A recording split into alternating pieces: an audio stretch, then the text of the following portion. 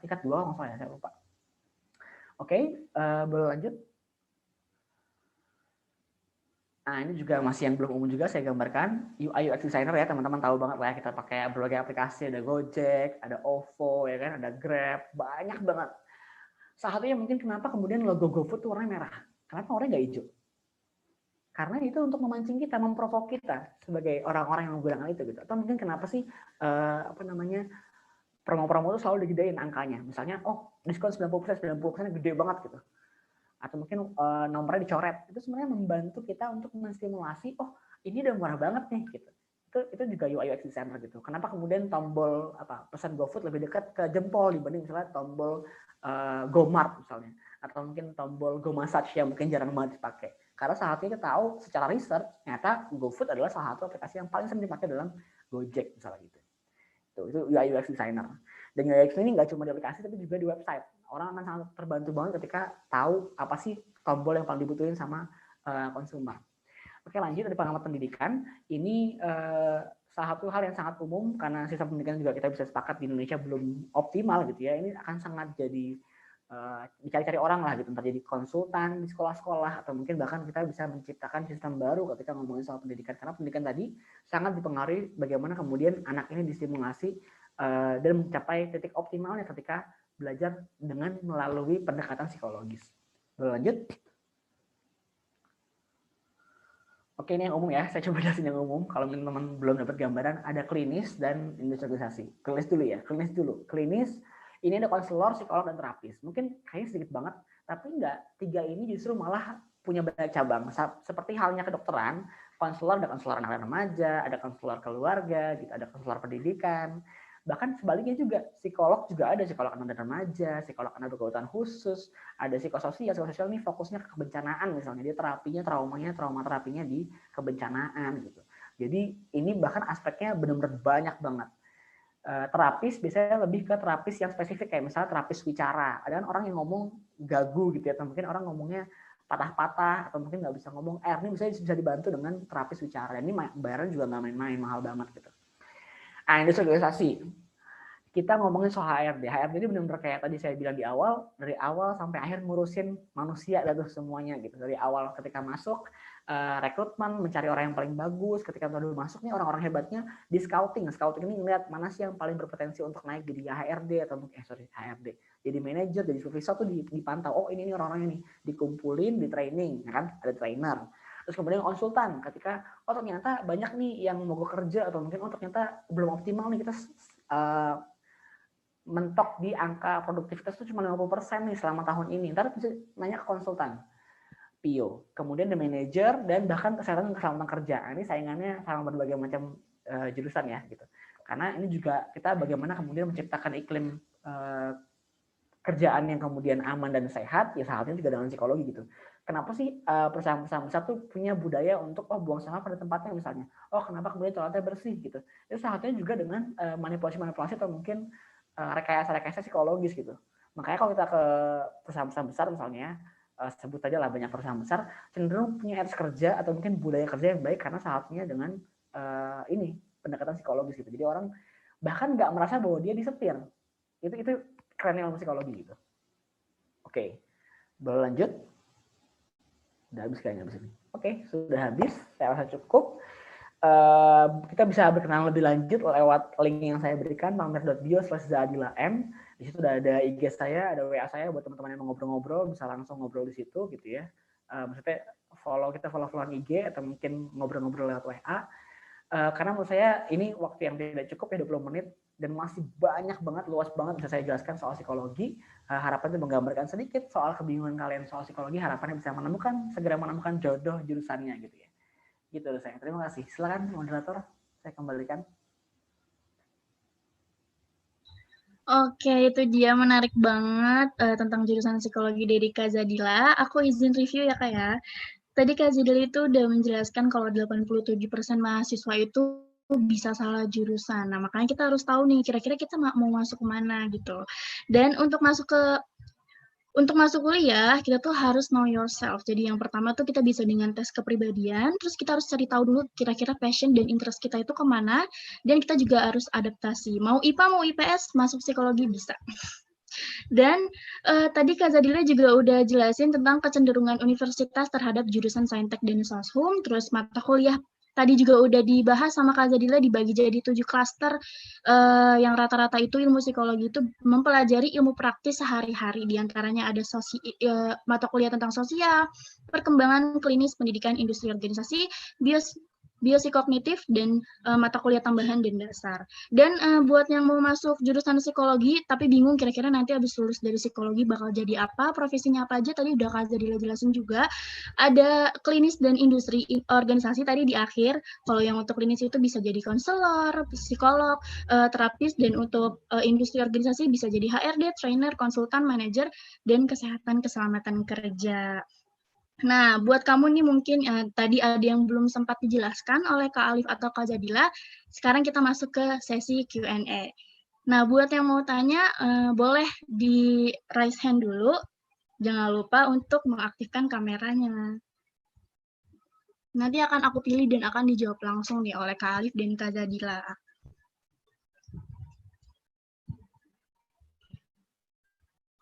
Boleh, ada yang mau bertanya?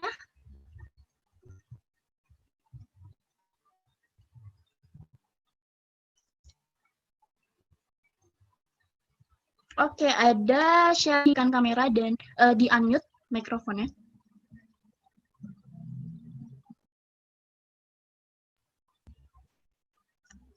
Kepada Syahida dipersilahkan.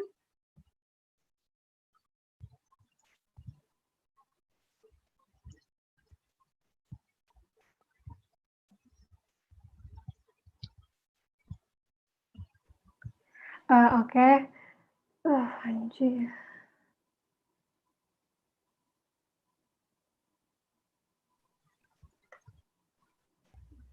Sudah bisa, Syahida? Boleh langsung ditanyakan kepada Kak Zadila atau Kak Alif. Oke, maaf tadi ada jaringannya. Aku mau nanya ke Kak Alif, ke jurusan manajemen. Aku dengar dari beberapa orang, dari berbagai orang, katanya itu fakultas manajemen itu santai banget gitu, kayak walaupun udah di semester 6, semester 7 masih tetap bisa merasakan santainya gitu, masih bisa walaupun tugasnya banyak, katanya masih bisa ya disantui lah gitu katanya. Itu benar nggak sih Kak sebenarnya atau beberapa fakultas doang yang masih sebenarnya tuh kayak gitu? Ya, terima kasih. Terima kasih, Syahida. Boleh Kak Alif mungkin langsung dijawab, nggak apa-apa, Kak.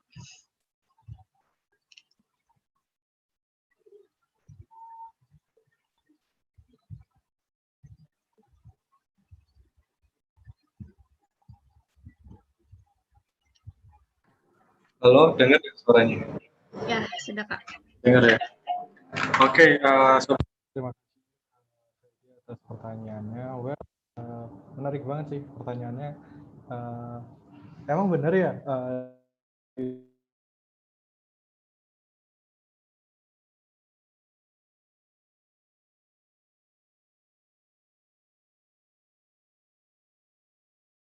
Liburan gitu. Nah sebenarnya untuk santai atau enggak, it depends on you sih. Karena jujur, waktu aku sendiri dulu kuliah di semester 2 sampai 6, karena emang untuk mata kuliahnya itu emang sama sih, kurang lebih kita paling akan menerima sekitar 120 SKS ya kalau nggak salah. Nah itu teman-teman nanti pinter-pinter yang manage waktu, entah kan itu nanti tiap awal sebelum kita memulai semester akan ada yang namanya pembagian SKS atau pengambilan SKS. Teman-teman mau ambil mata kuliah apa aja nih, misalkan dalam manajemen teman-teman mau ambil hubungan tentang manajemen internasional ataupun tentang customer behavior atau tentang pengantar akuntansi 1 dan seterusnya. Nah, itu biasanya tergantung teman-teman sendiri. Kalau emang dulu waktu itu aku selalu ambil bottom atasnya sampai benar-benar nggak bisa nambah lagi. Kurang lebih kalau nggak salah 120 SKS atau 140, aku lupa angka pastinya. Jadi emang aku habisin di semester 1 sampai 4 di semester 5 sampai 8-nya emang sesi santai. Dalam artian santai itu waktu dulu emang aku lebih ingin konsisten dan fokus untuk mendevelop diri sendiri melalui wadah organisasi, di mana saat itu aku mengikuti komunitas yang namanya Young on Top Solo. Dan juga selain itu aku pun juga mulai ngerintis usaha kecil-kecilan sendiri, atau namanya yang sempat aku mention tadi, Kesusu Milkshake. Jadi sebenarnya untuk apa ya istilahnya santai atau enggak, it depends on you. Emang kalau dulu teman-teman aku sendiri yang seangkatan yang santai pun dan nggak ada kerjaan juga banyak, tapi bahkan ada yang sampai nggak punya waktu buat istirahat, yang tidur cuma sehari bisa dihitung 3 sampai 5 jam, itu pun juga ada. Jadi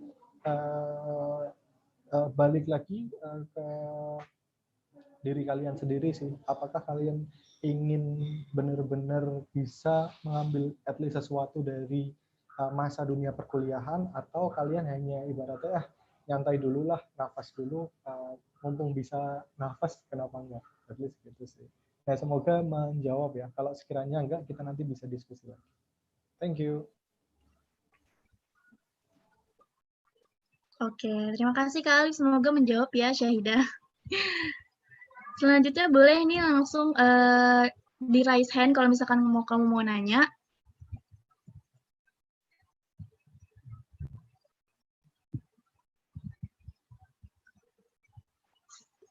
Mungkin ada yang mau nanya-nanya tentang jurusan psikologi, tadi ada yang belum sempat dijelaskan, boleh yuk.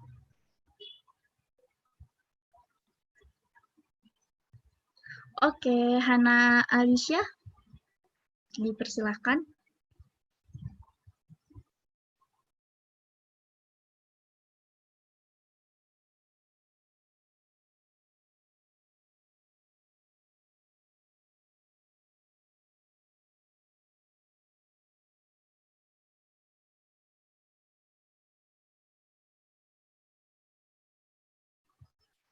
Kepada Hana Alicia.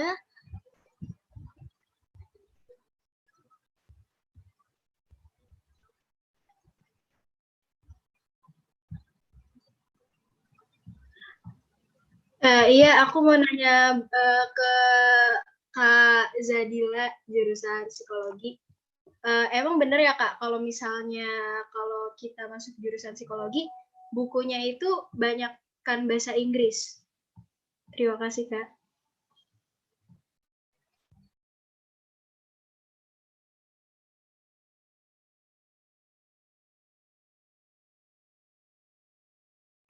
Nah, ya gimana tuh Kak Zadila? Boleh langsung dijawab Kak? Oke. Jadi iya sebenarnya bisa bilang iya benar, karena psikologi kan emang ilmunya dari barat ya kebanyakan, dan emang banyak banget bukunya bahasa Inggris gitu. Jadi kalau misalnya teman-teman belum bisa bahasa Inggris sama sekali, sebisa mungkin nyicil sih tipis-tipis soal bahasa Inggris gitu. Dan juga jurnal-jurnalnya juga banyak banget yang bahasa Inggris, jadi emang nggak segampang itu kalau misalnya nggak ada persiapan sama sekali bahasa Inggrisnya gitu. Walaupun memang mungkin teman-teman yang udah bisa pun tetap harus banyak belajar, karena bahasa Inggris itu juga bahasa Inggris akademis ya, jadi nggak yang kayak kita pelajaran di sekolah biasa. Ada banyak hal yang mungkin kita pelajarin bareng, dan saya rasa juga di manajemen hal yang sama ya, Kak Alif ya. Ada banyak bahasa Inggris yang tidak biasa kita temukan gitu. Sekarang mungkin karena Nabil mau jawab tadi yang lewat chat, saya muncul tadi, Kak bisa Kak masuk psikologi kalau misalnya SMK? Ada kan ya di situ ya? Iya, boleh Kak. Oke, kalian ya. Jadi sebenarnya bisa masuk psikologi SMK, tapi memang effortnya akan jauh lebih besar, karena tadi ya, kamu akan masuk ke jalur saintek atau sosum yang ilmunya lebih ke fokus di IPA atau IPS gitu. Dan ya emang nggak sebanyak itu teman-teman masuk SMK dan masuk psikologi. Mungkin dalam seangkatan mungkin cenderung 5 sampai 10 orang mungkin yang bisa masuk ke dalam psikologi. Tapi bukan berarti nggak bisa, dan bisa-bisa aja. Gitu. Terima kasih. Oke. Makasih Kak Zadila. Semoga menjawab. Boleh yang ingin bertanya lagi mungkin? Atau boleh nih Kak dipilih dari chatroom. Sudah ada beberapa nih Kak yang bertanya. Aku mau ambil dari yang Arifima kali ya, kayak. Boleh. Kak mau bertanya sama Kak Zadila, gimana sih pengalaman masuk psikologi UGM-nya dari tingkat persaingannya, terus masuknya melalui jalur apa, tanya masuk apa, dan perbedaan materi yang dipelajari di S1 dan di S2 itu. Oke, terima kasih. Ini pertanyaannya cukup panjang ya, coba saya buat padetin aja ya, lebih padat. Jadi pengalamannya intinya ketika saya masuk psikologi itu masuknya pas di UTUL ya. Saya masuknya di UTUL. Sempat nggak kepikiran sama sekali bahkan masuk ke dalam psikologi UGM. Awalnya bahkan nggak milih itu di SBMPTN gitu ya. Terus kemudian ketika saya masuk pertama banyak banget orang yang kemudian udah punya rencana yang matang ketika masuk ke dalam kuliah gitu. Cenderung saya kemarin belum banyak banget berencana dan ya alhamdulillah jalan lancar gitu ya. Terus perbedaan materi yang pelajari S1 sama S2 tuh sebenarnya tipis banget ya bedanya ya. Cuma emang lebih spesifik kalau di S2 nanti ada psikolog klinis, psikolog pendidikan gitu ya. Jadi lulusannya tuh ada yang SPSI psikolog, ada yang itu tadi SPSI psikolog, dan itu bisa praktek justru malah pas S2. Dan bahkan kemarin ada tuh mata kuliah, salah satu mata kuliah saya lupa ya mata kuliah apa persisnya, tapi ada mata kuliah yang akhirnya tidak bolehkan buat S1 karena sebenarnya itu mata kuliah S2. Jadi sebenarnya perbedaannya tipis ya, cuma mungkin kedalaman ilmunya memang jauh berbeda, tapi semua pengantar di awal. Jadi sebenarnya kalau kita masuk psikologi S2 dan dasarnya adalah psikologi gitu, karena jujur di psikologi S2-nya bisa masuk misalnya Kak Alif di sini mau masuk psikologi bisa karena dia ntar masuknya ke peneliti psikologi, jadi ntar orang punya satunya beda, mungkin arsitektur atau mungkin tata kota macam-macam, bisa masuk psikologi dengan label MPS-nya itu gitu. Tapi nggak bisa ngambil label psikolognya karena itu cuma buat anak psikologi yang S1-nya psikologi dan S2-nya psikologi gitu. Oke, itu dia jawaban dari Kak Zadila. Semoga menjawab.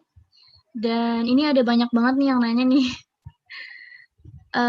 Aku pilih satu lagi kali ya Kak ya untuk Kak Alif.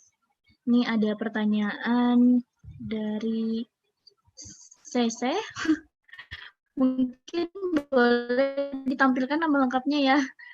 Ini ada yang nanya, manajemen itu kan belajar juga tentang manajemen SDM. Terus share story sedikit dong Kak, itu hal apa aja yang dipelajari, sedangkan, oh ini buat Kak Zadila juga nih. Sedangkan di psikologi kan juga mempelajari itu tentang yang berkaitan sama SDM, yang katanya bisa jadi HRD. Nah ini saling mirip gitu nggak sih benang merahnya? Boleh nih Kak Alif atau Kak Zadila dulu yang mau menjawab?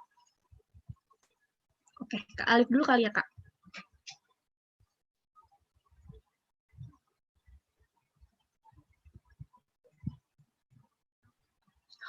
Kepada panitia mungkin boleh dibantu Kak Alifnya untuk unmute. Oke, baik. Terima kasih atas pertanyaannya dari Andarila ya. Nah, sebenarnya untuk manajemen sendiri, benar itu nanti kita akan belajar tentang human research atau manajemen SDM.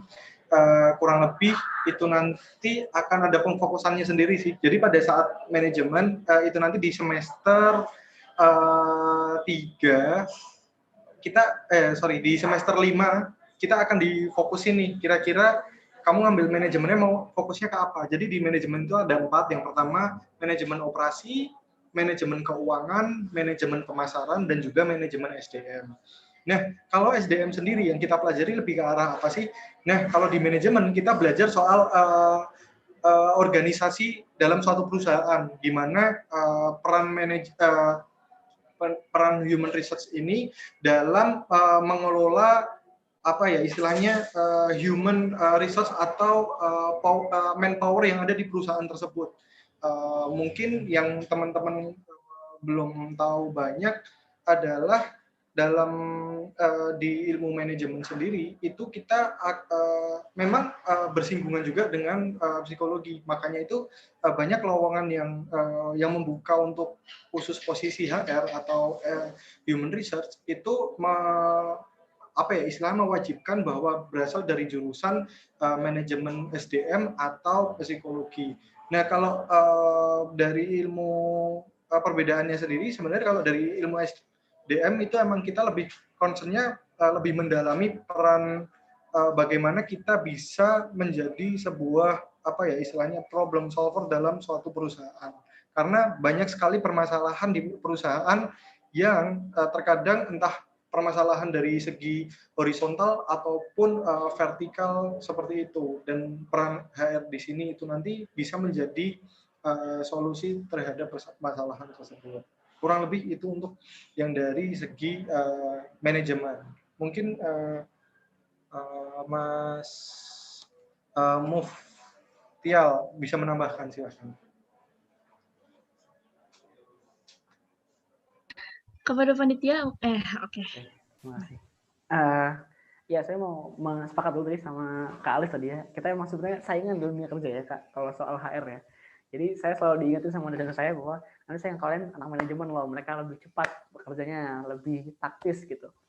Dan emang pendekatan kami di psikologi, ilmu soal manajemen sumber daya manusianya lebih ke pendekatan-pendekatan psikologis yang mungkin bisa kita ukur dengan ilmu psikologis. Misalnya, saya coba ambil contoh ya, ada namanya segitiga hierarki kebutuhan segitiga Maslow namanya. Ketika dia paling bawah itu adalah kebutuhan yang paling mendasar seperti makanan gitu ya.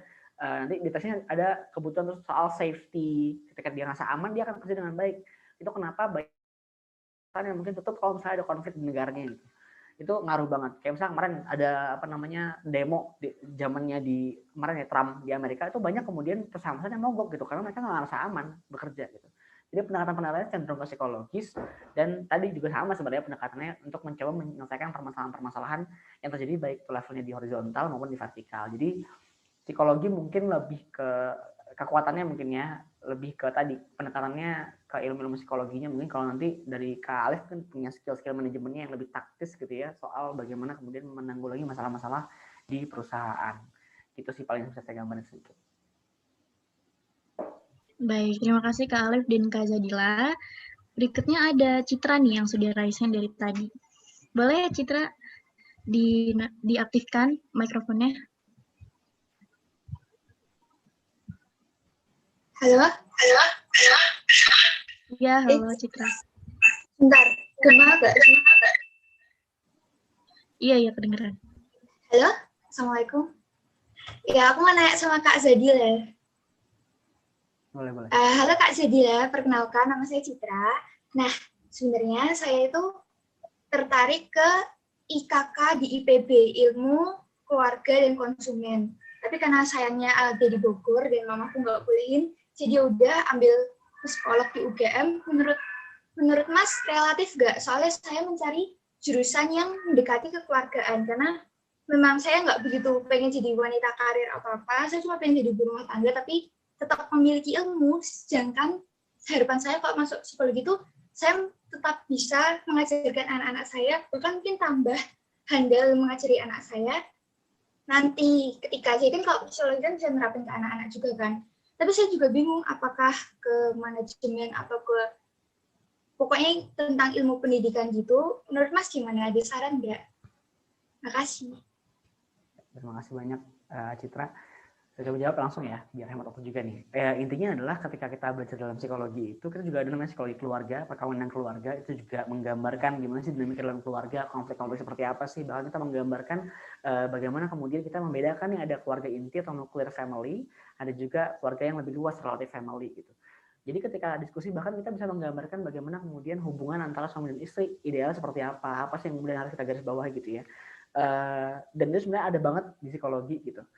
Dan tadi saya juga berusaha juga mengaminkan tadi yang Citra bilang bahwa ilmu psikologi juga bisa diterapkan ke anak-anak, dan nanti ketika tahu teorinya soal bagaimana kemudian menghadapi konflik dalam keluarga, itu akan cenderung sangat membantu sih ketika tadi Citra mencarinya sebagai ibu rumah tangga tadi. Gitu. Mungkin sesuai psikologi sebagai pilihan Citra. Satu lagi Mas Zat. Tapi sebenarnya aku nggak begitu bergairah ketika melihat mapel psikologi. Dibanding ketika aku melihat mapel dari jurusan hukum tuh kayak tertarik seru, tapi aku belum menemukan why-nya kenapa aku harus belajar hukum dibanding psikologi. Lagi pula kalau psikologi aku bisa bantu keluarga besarku juga sama sahabat-sahabatku tuh sebenarnya penuh dengan mental illness, tapi mereka kayak nggak sadar. Menurut Mas gimana? Tadi ini nyangkut sama interest sama passion tadi ya. Sebenarnya itu balik kamu ya. Kamu mempertahankan passion atau interest, dan itu sebenarnya dua hal yang berbeda. Tapi ada jalannya masing-masing. Kalau kamu interestnya ke hukum, psikologi juga ada namanya psikologi hukum tadi. Dia pendekatannya lebih ke arah forensik tadi ya. Mungkin kalau dari polisi juga ada forensik ya.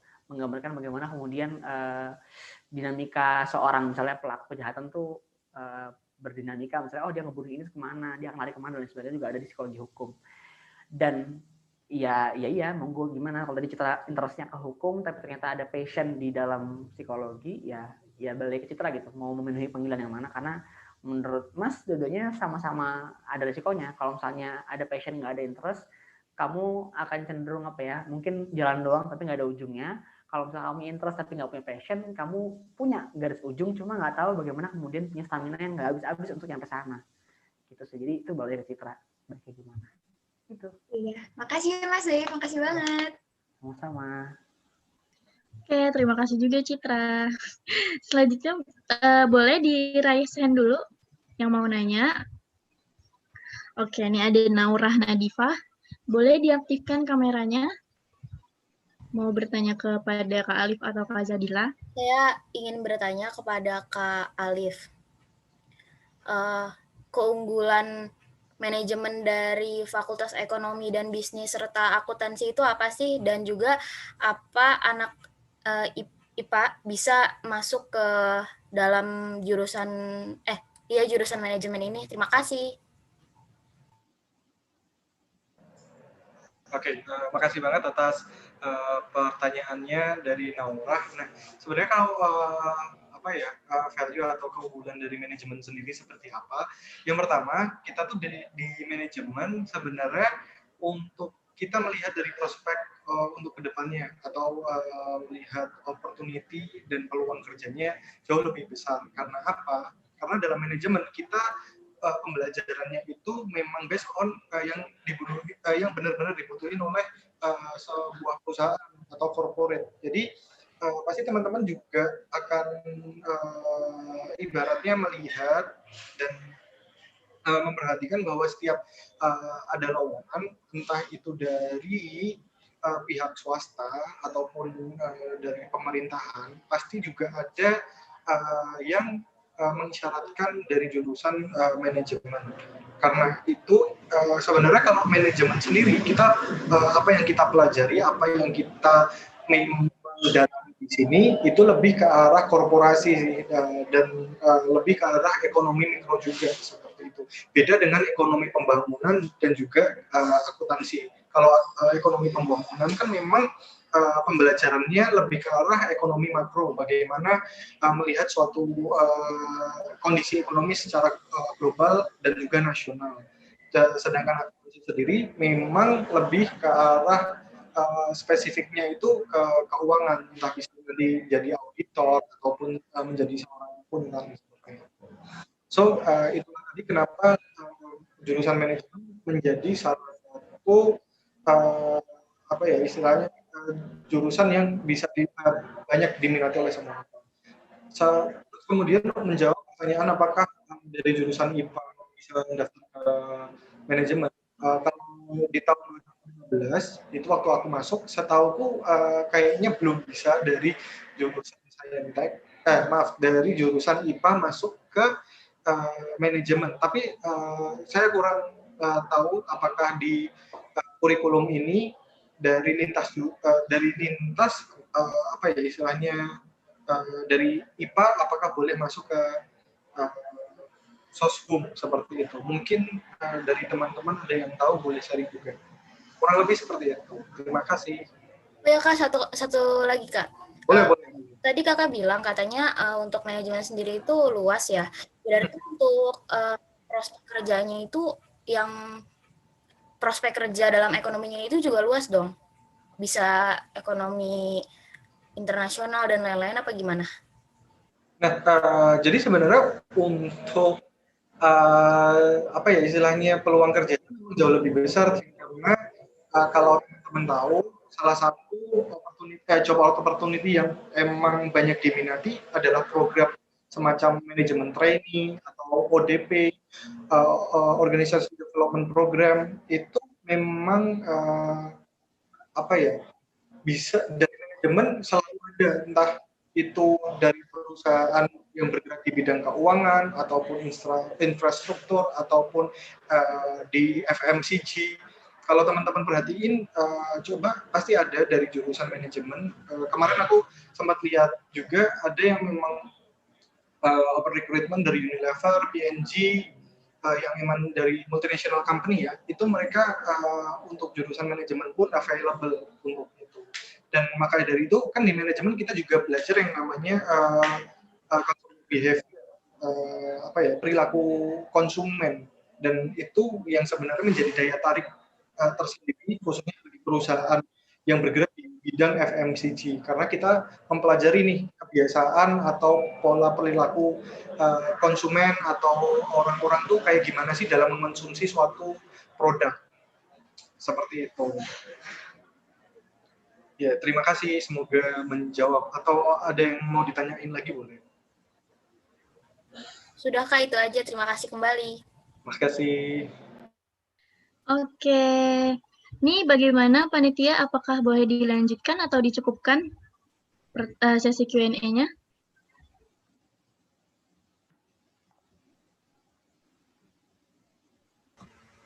Lanjut ya sampai jam 17.40. Di room chat kayaknya banyak itu yang pada nanya deh.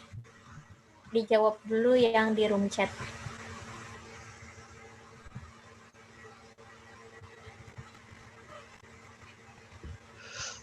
Oke, ini juga. Oke. Ini ada pertanyaan dari Adinda. Halo Kak, aku mau tanya dengan Kak Alif. Aku kan SMK jurusan akuntansi. Apakah peluang untuk masuk ke manajemen lebih mudah? Gimana tuh Kak Alif? Oke, thank you Adinda untuk pertanyaannya. Nah, sebenarnya untuk SMK akuntansi apakah memang peluang untuk memasuki manajemen jauh lebih mudah atau enggak? Sebenarnya untuk opportunity semua siswa yang seluruh Indonesia itu sama, karena memang yang menjadi base benar-benar penilaian itu dari nilainya sih.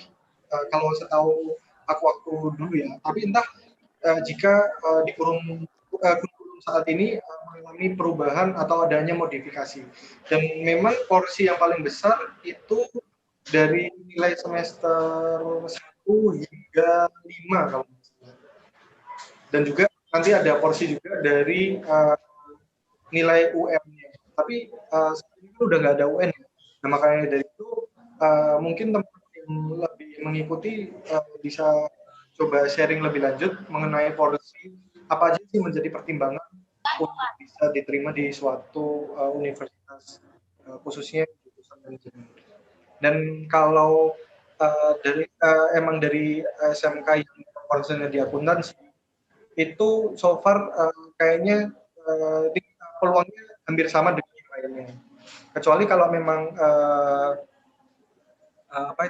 Adinda memang lebih ikut aktif mengikuti lomba. Nah, biasanya kalau untuk lomba itu dan jika menang di skala nasional atau internasional, memang setahu saya ada porsinya tersendiri, ada poin plusnya sendiri seperti itu. Terima kasih, semoga menjawab.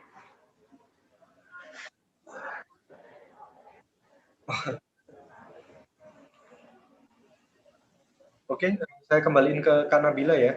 Baik Kak Alif. Berarti fokus ke nilai dulu ya Kak ya.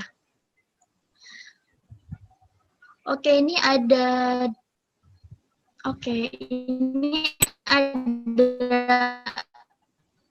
Anderila yang dari tadi udah raise hand. Boleh Anderila diaktifkan kameranya dan diaktifkan juga mikrofonnya. Mau bertanya kepada Kak Zadila atau Kak Alif? Halo, Anderila. Halo, kedengaran nggak, Kak? Kedengaran. Silakan. Udah kedengaran? Kedengaran. Aku aku mau nanya ke Kak Zadila. Jadi nanti kalau kan nanti kita Ya, bakal kedengeran. nanti kan kita bakal milih ke klinis, industri atau pendidikan dan lain-lain kan. Nah, kalau misalnya forensik itu kita ambilnya apa ya Kak? Sama prospek kerja lulusan S1 itu apa aja ya? Terima kasih. Oke, terima kasih pertanyaannya, Andrila. Sebenarnya tadi juga lupa saya jelasin ya. Jadi sebenarnya di psikologi S1 tuh nggak ada penyusunan. Kalau tadi di manajemen mungkin tadi Kak Alif menjelaskan bahwa ada spesifikasi tadi ya, manajemen SDM, manajemen keuangan dan lain sebagainya. Tapi kalau di psikologi nggak ada, kayak cenderung nggak punya spesifikasi. Jadi itu balik kalian kayak main game lah, yang mungkin tracknya balik kalian mau ngambil apa aja. Kalau misalnya mau ngambil kayak Kak Alif tadi lengkap, successful, ya monggo bisa juga di psikologi begitu. Tapi juga bisa dipilih kalau misalnya mau fokus ke PIO, berarti ngambilnya mata kuliah PIO aja yang difokusin ketika pilihan nanti gitu. Dan emang kita nggak akan terlabel soal tadi kalau misalnya Kak Alif kan ada gambaran dari manajemen SDM, keuangan gitu kan, pemasaran. Tapi kalau di psikologi nggak, kita benar-benar kayak plain aja, umum. Makanya ketika kita lulus S1, prospek kerjanya benar-benar luas banget. Dari mulai HRD, kemudian kita kalau di bidang klinis kita nggak bisa jadi psikolog, kita bisa jadi asisten psikolog. Terus kita juga bisa jadi consumer research tadi, peneliti consumer tadi. Terus kemudian UI UX designer juga, kalau misalnya punya skill desain, tapi juga pengen di psikologi juga bisa. Jadi benar-benar luas banget, saya nggak bisa jelasin satu-satu, panjang banget pasti. Kalau misalnya mau diskusiin lebih lanjut, nanti mungkin di chat bisa, ke WA atau mungkin nge-DM boleh. Terus juga mungkin mau nambahin sedikit sih, karena tadi kan ada pertanyaan nih, ada tadi masuk ke WA saya dan juga yang nanya di chat, apa sih bedanya kemudian psikologi, psikiater, sama kedokteran. Jadi psikologi ini yang bikin beda sama psikiater, psikologi ini dia nggak bisa ngasih obat-obatan. Jadi kalau misalnya selama ini teman-teman tahu ada yang punya mental illness atau mungkin punya masalah mental kemudian dikasih obat, tuh berarti yang ngasih psikiater, bukan psikolog. Karena kita nggak belajar bagaimana kemudian mendiagnosis obat, cuma cenderung tahu kalau misalnya sakit ini obatnya itu gitu.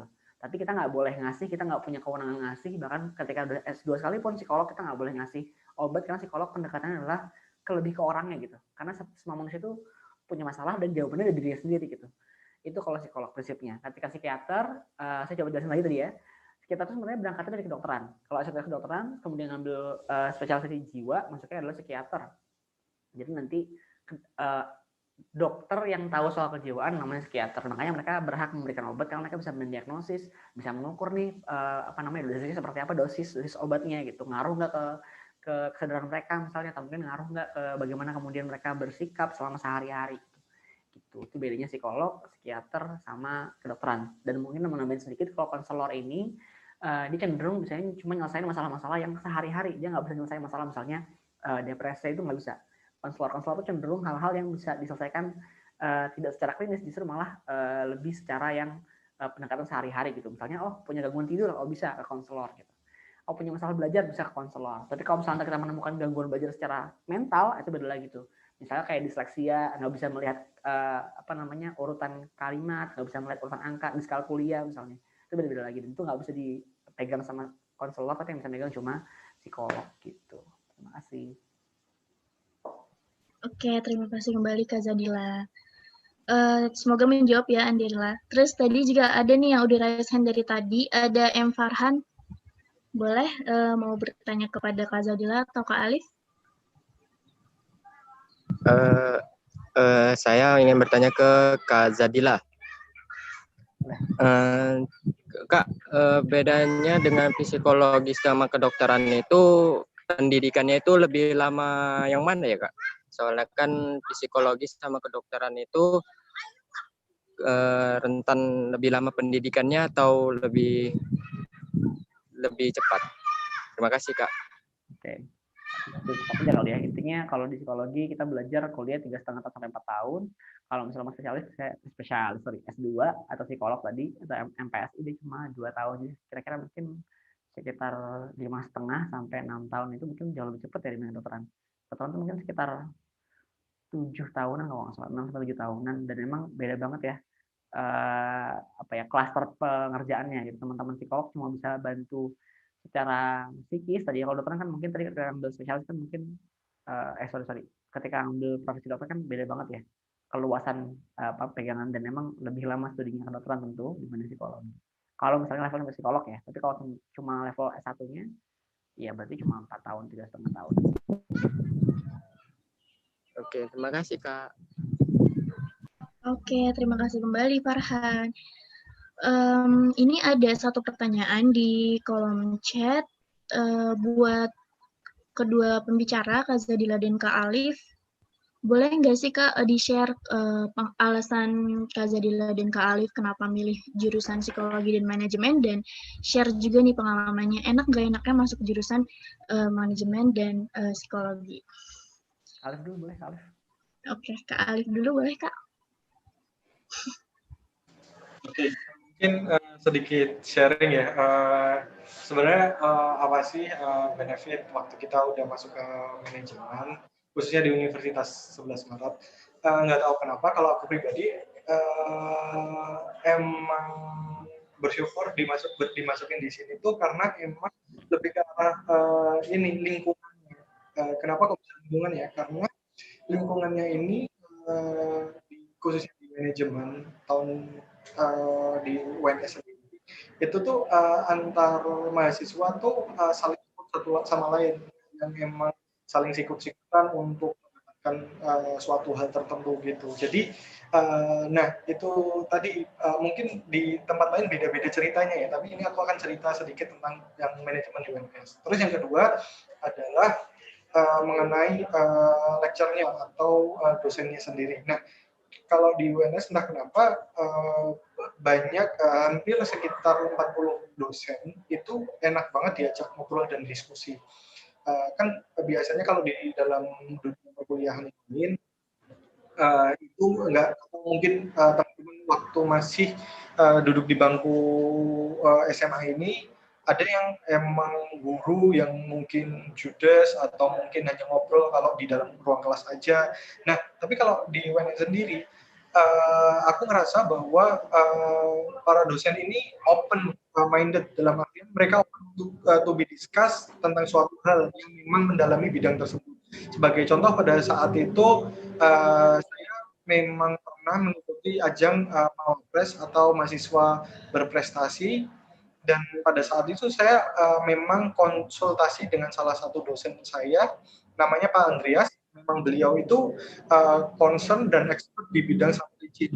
Nah, memang pada saat itu saya pun justru banyak lebih belajar kepada tentang ilmu manajemen ini, khususnya di manajemen operasi, spesifiknya di supply chain itu justru dari obrolan di ruang kelas. Oh, ternyata ada hal-hal yang lebih spesifik, akan lebih dijelaskan dosen pada saat kita bisa ngobrol secara intens atau eyes to eyes seperti itu. Dan itu sih kurang lebih untuk enaknya atau kira-kira salah satu hal yang menyenangkan kalau kita belajar di manajemen UNS. Kalau enaknya apa ya? So far justru masih belum ketemu sih. Iya, belum. Mungkin itu. Nanti kalau ada aku bisa sharing by kolom komentar ya. Thank you. Oke, thank you Kak Alif. Ke Kak Zadila mungkin boleh dijawab Kak. Oke, tadi enak gak enak ya kuliah di psikologi ya.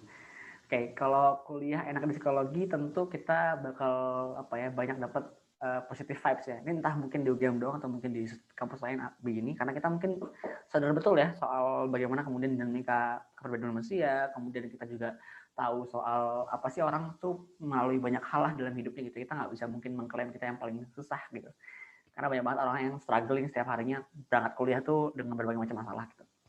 Bahkan salah satu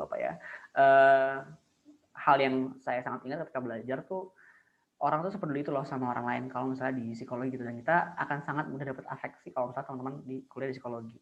Nah, ini balik kalian ya, apakah mau apa enggak dapat afeksi atau enggak itu balik kalian. Dan ini jadi hal yang sangat lumrah gitu ya, iklim suportif itu jadi hal yang sangat lumrah di psikologi. Justru malah jadi sebuah keharusan gitu ketika kita belajar dalam psikologi. Dan enaknya, salah satu enaknya yang kurasain banget ketika lomba, tadi yang aku sebutkan, ilmu psikologi itu ilmu yang benar-benar macam-macam banget nyinggungnya gitu. Aku pernah lomba debat di Unpad kemarin ngomongin soal HI, hubungan internasional. Atau bahkan mungkin aku kemarin sempat lomba debat di STAN, yang salah satu yang sempat aku menang kemarin, National Leadership Forum, aku berdebat soal pemindahan ibu kota. Dan ternyata ilmu psikologi itu ilmu yang nggak banyak orang tahu gitu, nggak banyak orang aware gitu. Kemarin kita diskusi di itu ya di National Leadership Forum itu orang berdebat. Aku ketemu sama Mapres UI, Mas Abdur, dia Mapres 2 FHUI. Kita berdebat soal kenapa kita harus pindah ibu kota waktu itu. Dan aku berhasil memberikan solusi bahwa ibu kota itu dipindah cuma bisa ke Yogyakarta doang, dari Jakarta waktu itu. Karena sebenarnya yang aku gambarkan adalah ketika kita pindah ibu kota ke Kalimantan, kan kita tadi ngomongin keluarga misalnya, psikologi keluarga. Orang yang dipindahin misalnya PNS Jakarta dipindahin ke Kalimantan tuh dia punya keluarga loh, dia punya suami, dia punya anak, atau mungkin sebaliknya dia punya istri, dia punya anak. Gimana sih kemudian perasaan anaknya ketika dipisah sama orang tuanya? Itu case pertama. Case kedua, kalau misalnya kita anggap sekeluarganya dibawa pergi, diboyong ke Kalimantan. Dampaknya seperti apa sih? Ibunya dapat kerja nggak? Atau mungkin pasangan dapat kerja nggak? Anaknya bisa sekolah dengan baik nggak? Dengan standar yang sama seperti di Jakarta gitu. Iklimnya bisa sama nggak? Penerimaan masyarakatnya bisa sama nggak secara psikologi sosial? Jadi aku bisa menggambarkan sudut-sudut yang mungkin tidak pernah tergambarkan oleh teman-teman lain, kayak teman-teman hukum, teman-teman ekonomi gitu, teman-teman tata kota bahkan nggak bisa menjelaskan itu. Atau aku diskusi sama atau mungkin berdebat sama teman UI, UB sama ITB. Dan alhamdulillah kemarin kayak diskusi seperti itu, aku merasakan bahwa salah satu poin yang sangat aku pegang dan orang nggak punya itu adalah psikologi itu gitu. Aku bisa memberikan pendekatan yang lebih manusiawi ketika menjelaskan suatu masalah atau mungkin memberikan solusi ke orang lain. Gitu itu saat yang enak. Kalau yang nggak enaknya di psikologi mungkin karena tadi ya, ini juga jurusan yang cukup prestis. Jadi orang cukup cepat ya pace-nya, larinya gitu. Ada orang yang diem-diem doang, tiba-tiba IP-nya bagus gitu, dan itu sering banget terjadi ya. Tapi psikologi juga mungkin kalau di UGM terutama ya khususnya, itu emang tidak terlalu vibes terhadap politik itu nggak terlalu gitu. Jadi teman-teman yang mungkin pengen organisasi banget, orientasinya organisasi banget, kayaknya nggak terlalu prospek kalau misalnya di psikologi. Makanya aku pribadi ketika di psikologi UGM terutama, aku justru malah cenderung aktifnya di tingkat universitas karena lebih suka main sama anak lain dibanding anak psikologi kalau ngomongin soal politik. Tapi kalau hal lain ya mungkin emang lebih nyaman sama anak psikologi. Gitu sih Pak. Baik, terima kasih Kak Zadila dan Kak Alif. Ini aku dapat info ternyata karena waktunya terbatas, sesi Q&A-nya dicukupkan sampai di sini. Buat nanti mungkin yang masih mau nanya-nanya boleh DM ke Instagramnya Kak Alif dan Kak Zadila. Terus juga buat Kak Alif dan Kak Zadila boleh dong Kak dikasih closing statement-nya. Ini Kak Alif dulu boleh.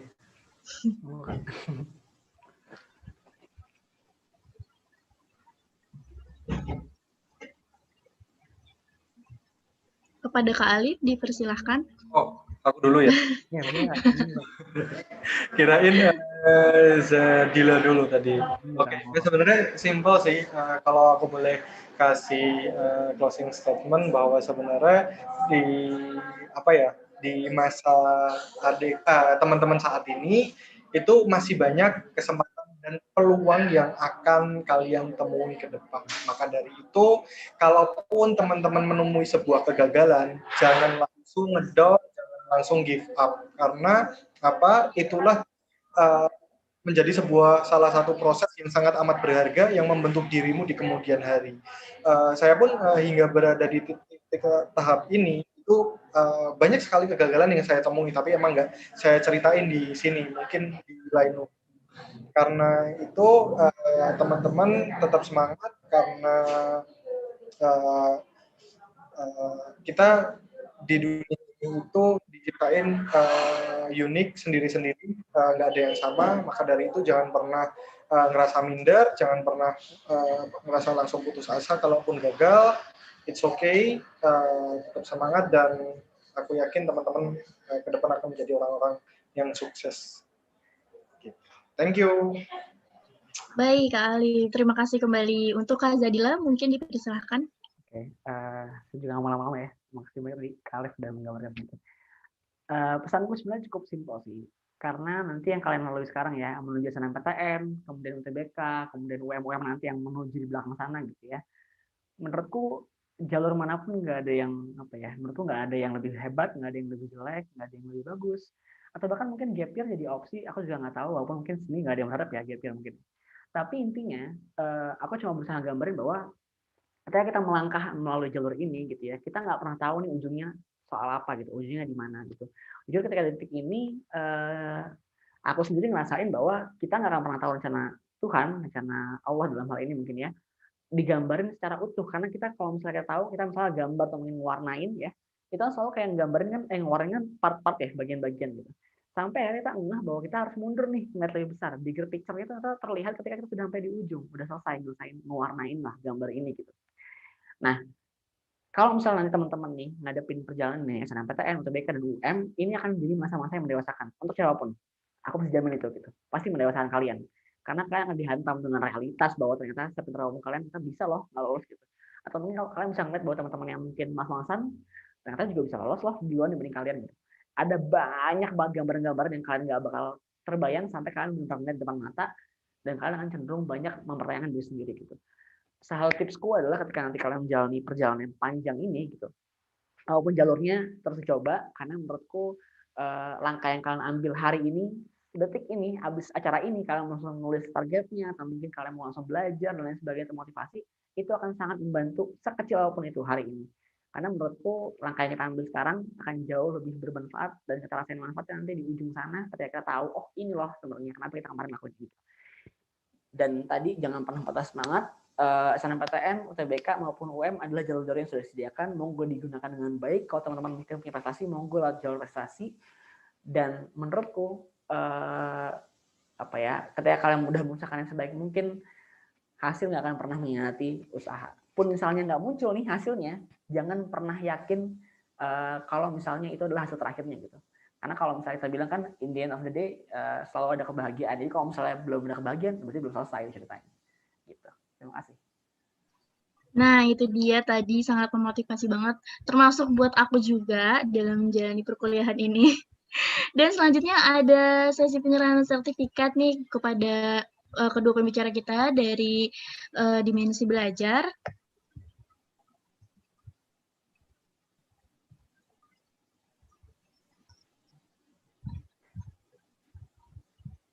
Oke, ini ada penyerahan sertifikat dari Kak Agus Saiful sebagai CMO Dimensi kepada Kak Alif Aubertsyah. Kepada panitia disilakan untuk mengambil foto.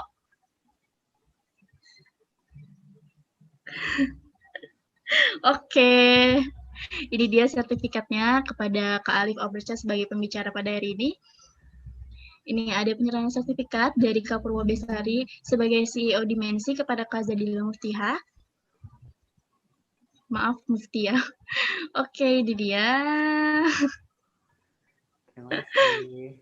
Oke, ini dia sertifikatnya diberikan kepada Kak Zadila Muftiha sebagai pembicara pada hari ini. Nah, itu dia. Selanjutnya nih, sebelum mengakhiri acara pada hari ini, ada sesi foto bersama, mungkin akan diambil alih oleh teman-teman dari Dimensi Belajar. Kepada teman-teman panitia dipersilahkan. Oke, ya, terima kasih kepada para pembicara, Kak Alif, Kak Zadila, yang sudah meluangkan waktunya buat sharing-sharing sama adik-adik nih. Semoga teman-teman, adik-adik semua juga bisa terbuka nih pikirannya gitu, hatinya juga untuk menentukan kemana setelah ini nih arah lanjutannya kemana ya, aku kemana ya gitu. Banyak sekali ilmu serta pengalaman dari Kak Zadila dan Kak Alif hari ini yang sudah mereka berikan.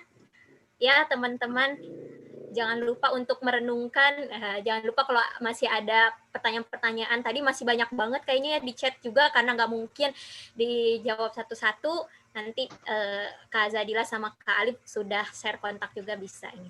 Oke, kita langsung aja kita foto ya. Oke, teman-teman bisa open kamera, activate your camera ya. Oke, kita ke yang ini ada 4 slide. Wah, tadi kayaknya pas masuk ada 170 ya, sekarang udah 84. Udah pada keluar duluan ini. Oke, kita yang slide pertama dulu ya. Oke, 1, 2, 3, sebentar.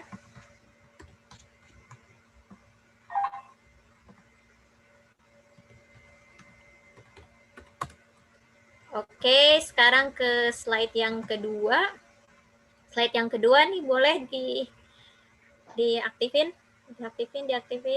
kameranya. Oke, 1, 2, 3. Oke. Oke, lanjut ke yang ketiga. 1, 2, 3. Sekarang lanjut yang keempat. Slide keempat nih, yang terakhir. Oke, 1, 2, 3.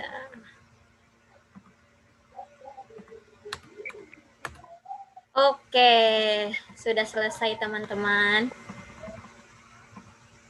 Ya, terima kasih banyak buat pembicara, moderator yang sudah mau gabung, buat teman-teman semua juga. Dimensi Belajar akan mengadakan lagi sesi sharing seperti ini, jurusan 2 minggu setelah ini. Jadi kalau tahun kemarin kita tuh baru 3 ya, ini yang ketiga. Jadi setiap bulan kalau tahun kemarin, nah tahun ini mau diadain itu 1 bulan 2 kali. Dengan satu sesinya itu 2 pembicara, jadi ngebahas jurusan. Nah, ini hari ini jurusannya psikologi sama manajemen. Ya, terima kasih buat Kak Zadila, Kak Alif, Kak Nabila, ya, dan teman-teman semua. Oke, bisa live meetingnya. Mungkin ada yang mau disampaikan lagi, Kak Nabila, Kak Zadila, Kak Alif? Nah, kalau dari aku mungkin teman-teman yang mau hubungin aku langsung aja dia di link pamer.video/zadilam atau mungkin di IG-nya sama zadila.m sorry.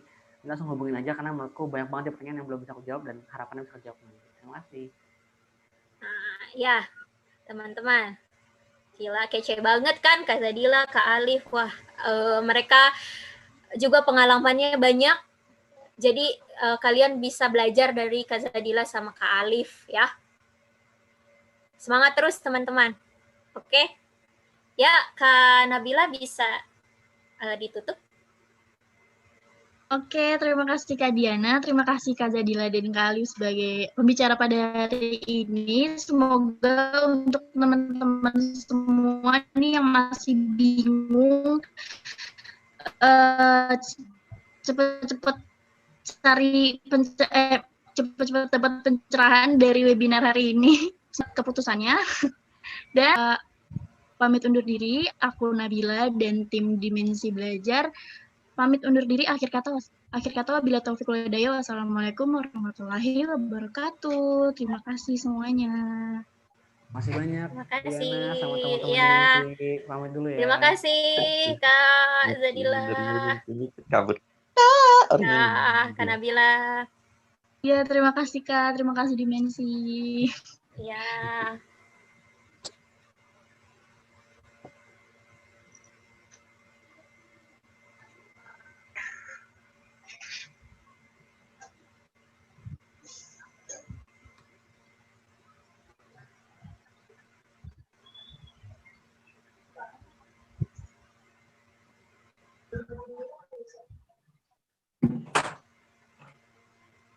Terima kasih Kak Diana. Mohon maaf kalau misalkan aku banyak kurangnya ya Kak.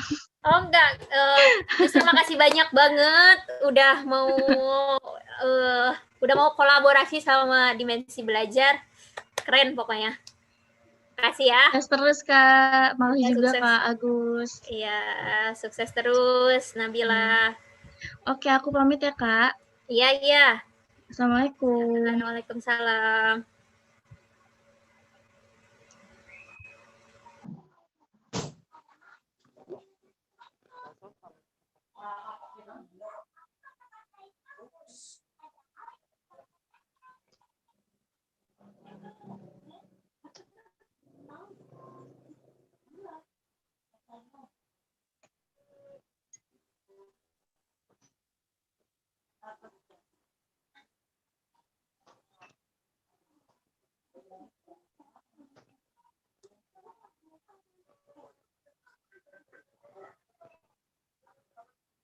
Yuk.